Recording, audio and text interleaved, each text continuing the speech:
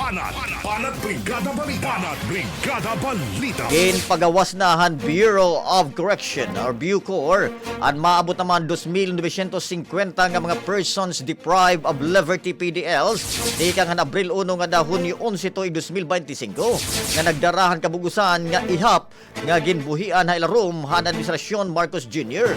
ha 23,579. Sumalapan pamunuan naging posible ini tungod han desisyon han Korte Suprema nga igupud adton mga ginhatulan han makarimadi mga krimen hasakop han good conduct time allowance base na room han balaw nun nga Republic Act 10592.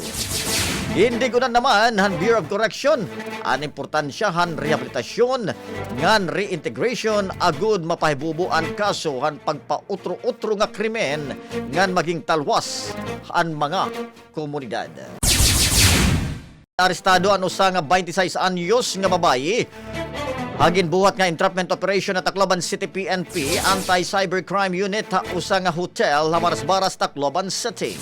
Nagawa sa investigasyon gintarhug daw hiya han suspect nga igpupus daw an ira mga pribado nga mga litrato sa social media. Ngan diri daw ini tatanggalon samtang diri niya igahatagan kwarta nga ginaaruhan suspect. Nakasabot ang duwang at 350,000 ka pesos nga kantidad pero installment daw ang pagbabayad din haira pagkita ha restaurant ha usa nga hotel igahatag na ang kwarta nga nagkakantidad naman hin 50,000 pesos dahil na ginaresto ng mga kapulisan ang nasabi nga babae. Ada naman ang mga kapulisan ang mga screenshot haira pag-restorya nga gagamiton ini kum usa nga ebidensya. Apag kay naada na kustodiya at Tacloban City Police Office ang suspect nga nakatalaan ini nga maatubang ang kaso nga robbery extortion in relation to Cybercrime Prevention Act of 2012. Nanawagan naman iton motorista haensya Department of Public Works and Highways DPWH Leyte First District Engineering Office nga pagingayaron adton mga lubak-lubak ka karsada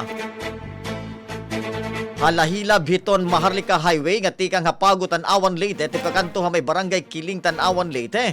Mahuman nga may ada na naman na disgrasya nga motorista iyan ang adlaw. Sumalahaton mga nakita samtang nagbibiyahe daw ang nasabi nga biktima sakay niya motorsiklo amoin nahulugan iya kaliding nga buho nga karsada nga kundi nabut nga karsada hinungdan naman han pagsimplang hini. Nagangkunin mga samad ang lawas ang biktima nga kadagmitan liwat ini nga gindarahang pinakairani nga hospital agud dagan ning kangayan nga atensyon medikal. Maynoon duman di dagihap hadto na kalabay nga adlaw usag gihap nga motorista amon sumimplang hamao nga lugar mahuman mahulog ang kalidinghan motor haliko ha partihan karsada. That program is brought to you by Yummyvit ES3 Syrup. Simulang tuparin ang pangarap ng iyong anak and stunting now.